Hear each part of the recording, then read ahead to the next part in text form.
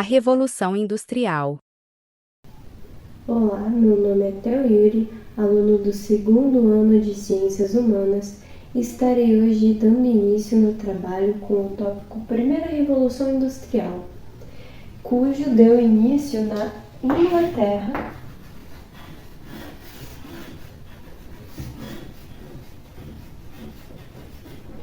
no século XVIII.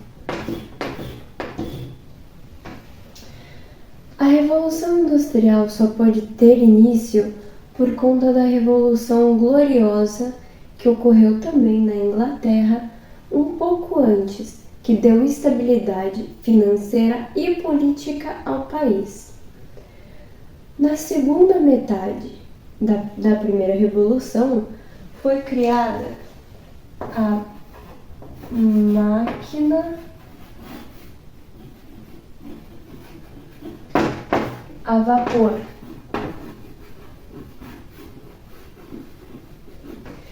Invenção que substituiu os meios de energia, mais conhecidos como o humano e animal.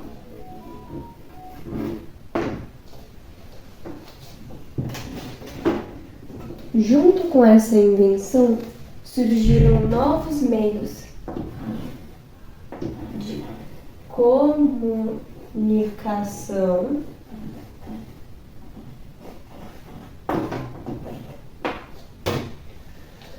como o telégrafo e de transporte.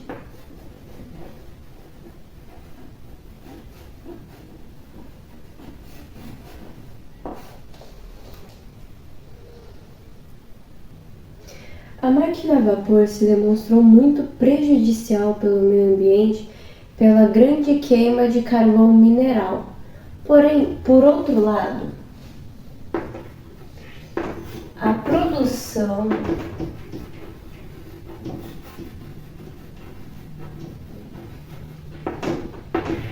de bens aumentou. Por quê? Pois substituiu a mão de obra artesanal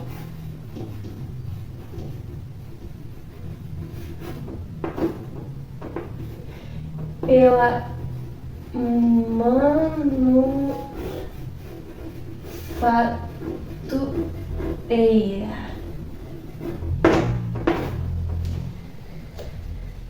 A primeira revolução, então, se deu fim no século XIX. Assim se iniciando a segunda revolução industrial. Assunto esse que vou deixar para o aluno Samuel continuar.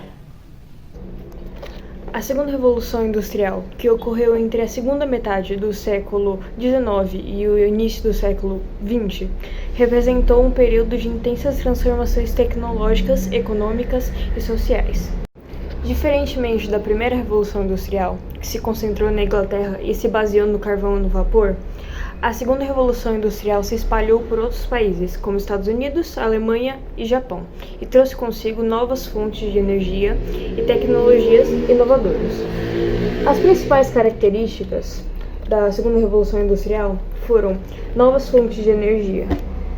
A eletricidade e o petróleo se tornaram as principais fontes de energia, impulsionando o desenvolvimento de novas máquinas e indústrias. Avanços tecnológicos. Invenções como o motor de combustão interna, telefone, a lâmpada incandescente e o telégrafo revolucionaram a comunicação, o transporte e a produção industrial. Novas indústrias. A indústria química, a siderúrgica e a automobilística se destacaram, impulsionando a produção em massa e a criação de novos produtos. Organização do trabalho. O Taylorismo e o Fordismo introduziram novas formas de organização de trabalho, buscando aumentar a eficiência e a produtividade das fábricas. Expansão do capitalismo. Por último, a segunda revolução industrial intensificou a globalização e a expansão do capitalismo, com com a busca por novos mercados e matérias-primas. Agora temos os impactos. Primeiro, crescimento econômico. A produção industrial em massa impulsionou o crescimento econômico e a criação de novas riquezas. Urbanização. O aumento da industrialização atraiu grandes contingentes populacionais para as cidades, resultando em um rápido processo de urbanização. Mudanças sociais. A segunda revolução industrial transformou as relações de trabalho, com o surgimento de novas classes sociais e a intensificação das lutas pelos direitos trabalhistas. Imperialismo. A busca por novos mercados e matérias-primas impulsionou a expansão imperialista das potências europeias e dos Estados Unidos. E por último lugar, nos impactos da segunda revolução industrial, temos os impactos ambientais. A exploração intensiva de recursos naturais e a emissão de poluentes pelas indústrias começaram a gerar impactos ambientais significativos, os quais fizeram a atmosfera até hoje estar extremamente poluída e o céu está mais cinzento. Com isso, sabemos, a segunda revolução industrial foi um período de transformações profundas que moldaram o mundo moderno. Seus avanços tecnológicos e econômicos impulsionaram o desenvolvimento global, mas também geraram vários desafios ambientais que persistem até os dias atuais. Olá, eu sou Maria Mancuso, eu sou o número 15 e eu vou falar sobre a terceira revolução industrial. A terceira revolução, ela aconteceu em meados do século XX. E vocês já viram as pessoas falando sobre como em períodos de guerra as tecnologias avançam mais rápido? Pois é, foi algo parecido que aconteceu durante a terceira revolução, já que ela se passa no período pós-segunda guerra. Ela também é conhecida como Revolução Técnico-Científica, justamente pelos grandes avanços tecnológicos e científicos que ocorreram nesse período. Esses avanços foram principalmente na área de telecomunicação. Grandes corporações investiram em centros de pesquisa de informática e ciência. Não só isso, mas o próprio Estado também investiu através de centros de pesquisas e de universidades na capacitação de novas pessoas para trabalhar nesse ramo da pesquisa. Então, tudo isso fez com que esses avanços tecnológicos acontecessem de uma forma muito rápida, o que permitiu, por exemplo, a formação de teleportos, que eram sistemas de informática e telecomunicação com uma alta performance, que foi muito útil principalmente para grandes empresas que queriam uma forma de conexão que fosse rápida e ampla.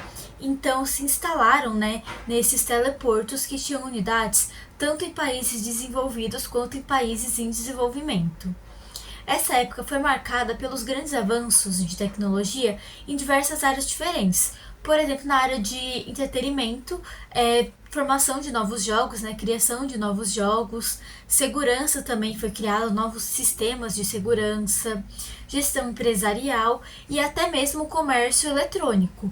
Então, se hoje em dia nós conseguimos fazer até a compra do mês pelo mercado, pela internet, é por conta da terceira revolução. Nessa época também ocorreu uma mudança na forma de produção que eles tinham. Eles substituíram o Fordismo pelo Toyotismo, que era um sistema que produzia conforme a demanda.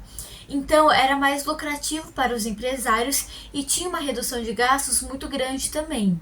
Então eles tiveram essa substituição que aconteceu lá por volta dos anos 70, por conta dos lucros que iam ser melhores. Essa época também foi muito marcada pela robótica e pelo avanço da robótica, e boa parte da mão de obra humana nessa época foi substituída por máquinas, o que acabou gerando bastante desemprego. Entretanto, também foi nessa época que surgiram novos empregos, justamente empregos relacionados a essa parte de tecnologia, essa parte de eletrônica. Então, por exemplo, o técnico de TI é uma profissão que não existiria hoje em dia se não fosse pela terceira revolução industrial. Enfim, foi uma época de grandes avanços tecnológicos. Boa parte do mundo que nós conhecemos hoje é por conta da terceira revolução. Enfim, é isso. Muito obrigado. Agora eu vou falar sobre as formas e as técnicas de produção. Nós temos 3 formas, que são artesanal, manufatura e indústria. Na artesanal, o artesão ele tem conhecimento de todo o processo. É ele que faz desde a compra da matéria-prima até a venda do produto final. E ele não consegue trabalhar em grande escala, já que é feito 100% sozinho por ele, apenas com auxílio, de algumas ferramentas e máquinas simples. Na manufatura, nós temos um grupo de artesãos, onde cada um fica responsável por uma parte do processo. Ele não precisa ter conhecimento sobre todo o processo, Então, por exemplo, na produção de um tênis, um fica responsável por colar a sola, outro fica responsável por colocar o cadarço e por aí vai. Nisso eles já conseguem trabalhar numa escala um pouquinho maior, mas ainda assim não muito grande. E na indústria, a principal diferença é que a maior parte da mão de obra não é humana, e sim máquinas que são controladas por operários, por trabalhadores. E eles conseguem trabalhar numa escala bem maior, já que é feito de uma forma bem mais rápida por máquinas. Sobre as técnicas de produção, nós temos 3 em destaque, que é o toyotismo, o fordismo e o taylorismo. O taylorismo ele surgiu lá no período da segunda revolução industrial e nele as técnicas, as partes da produção são independentes.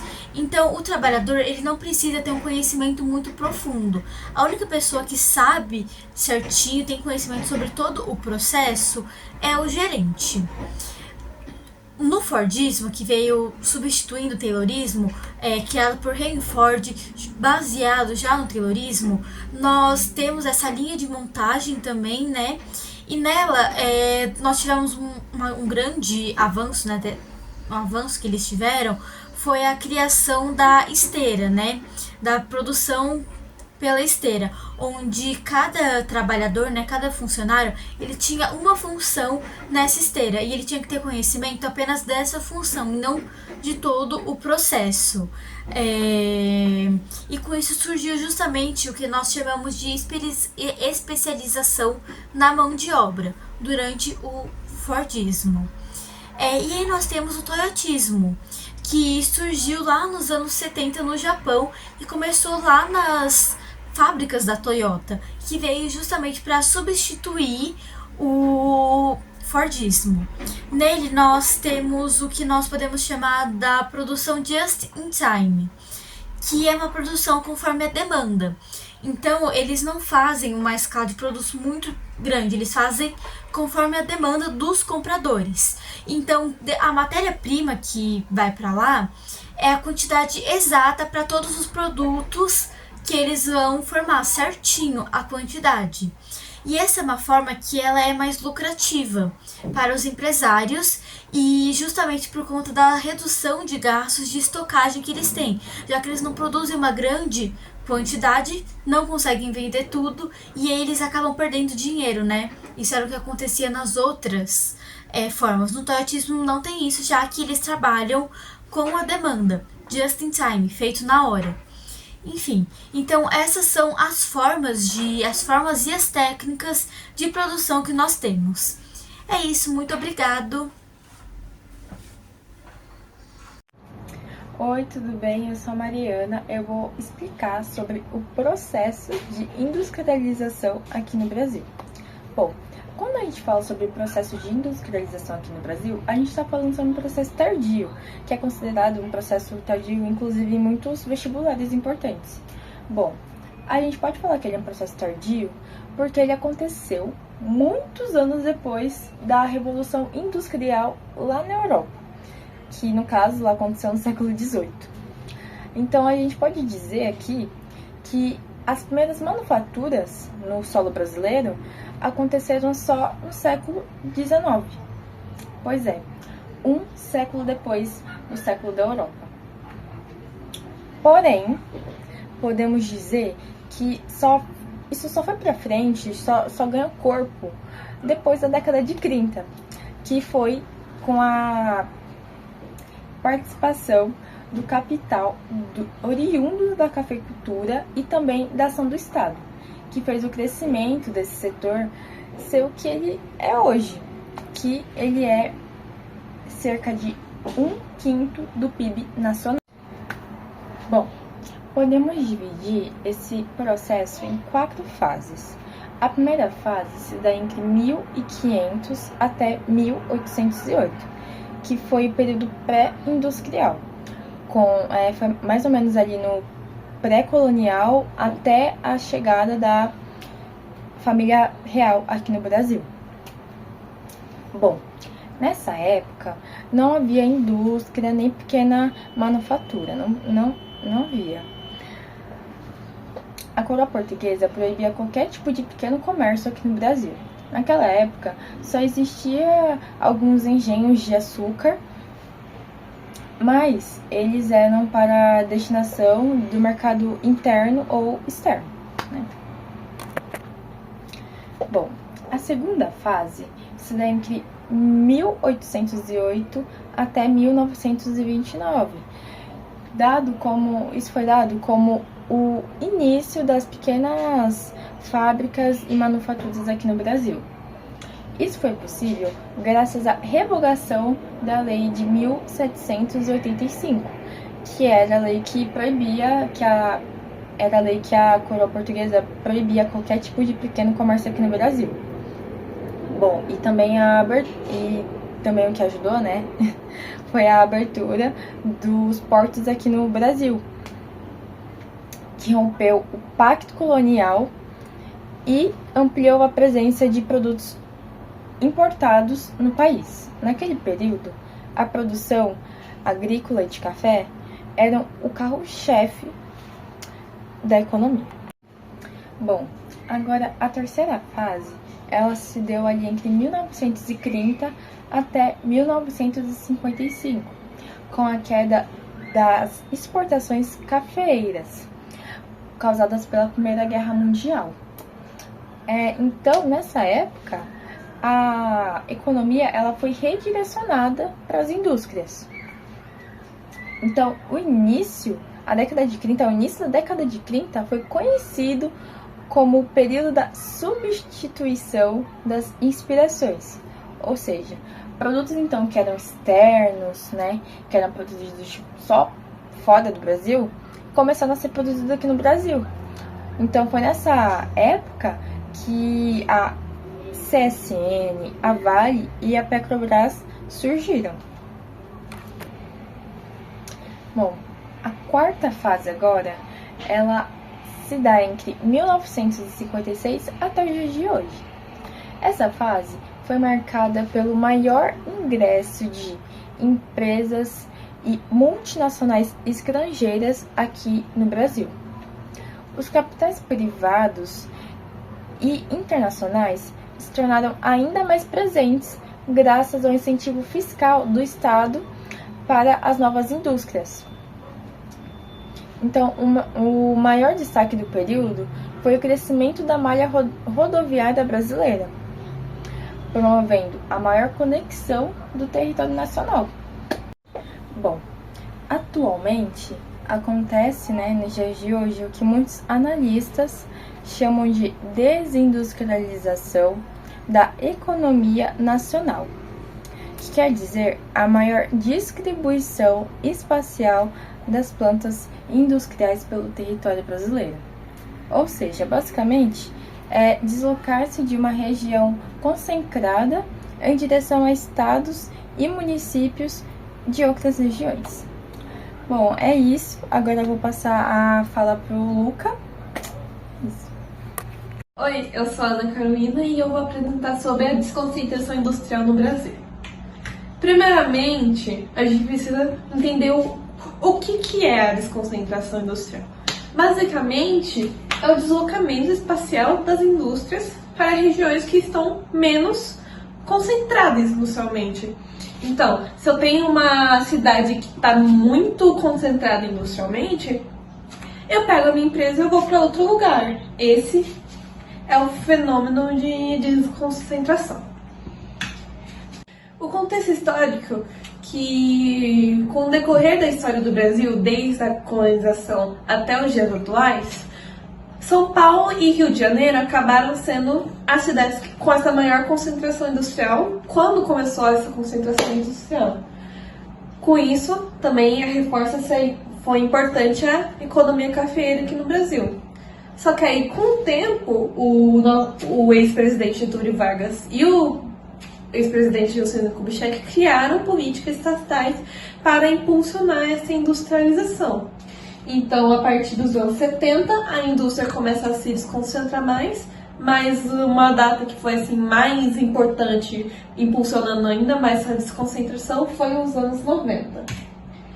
Aqui temos dois tipos de desconcentração. A intrarregional, que é em apenas uma região. Por exemplo, nessa imagem temos apenas a região de São Paulo, que saiu daqui da concentração só da capital de São Paulo e foi para outros lugares. Por exemplo, para Osasco, para Sorocaba, para Bauru, para Marília, para Presidente Prudente e outras cidades na região de São Paulo, no estado de São Paulo.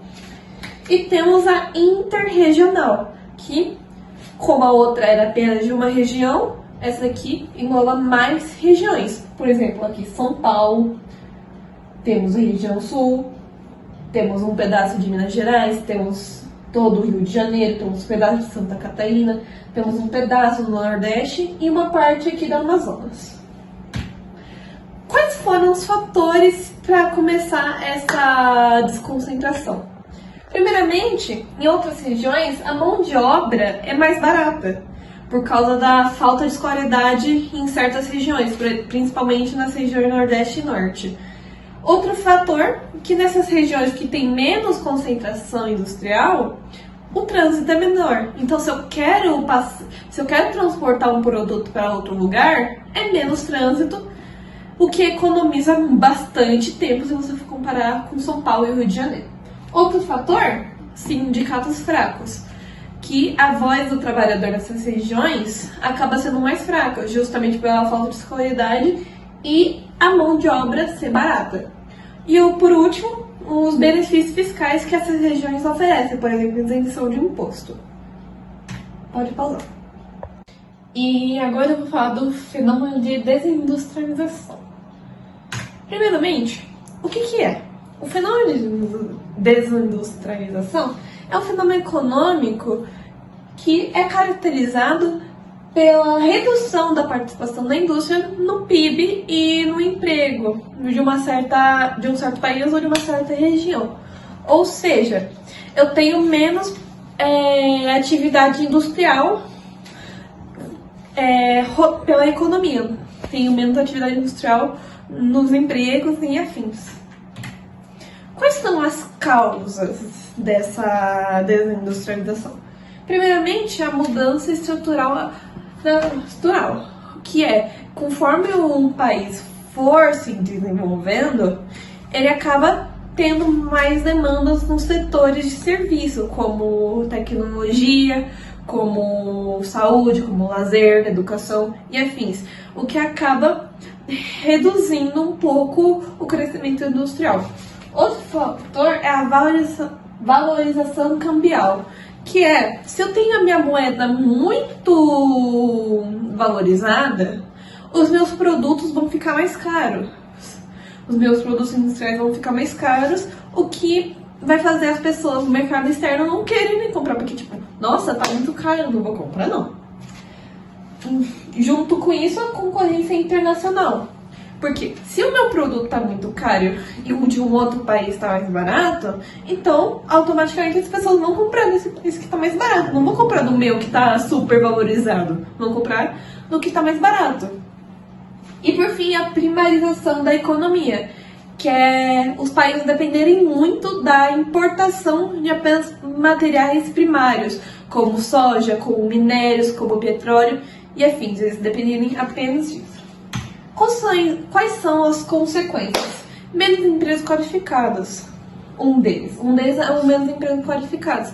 Porque se eu não tenho tanta industrialização, meus empregos vão acabar sendo mais voltados às áreas de serviço, ao setor de serviços. Então, meus empregos vão acabar sendo menos qualificados por causa disso. Outra consequência é a dependência de importações, porque se eu não tenho uma industrialização forte, eu vou acabar dependendo da industrialização de outros países. Eu vou depender dessa importação. E por fim, baixo crescimento econômico, porque se eu não tenho uma industrialização, eu não vou conseguir vender produtos, eu não vou conseguir crescer a minha economia.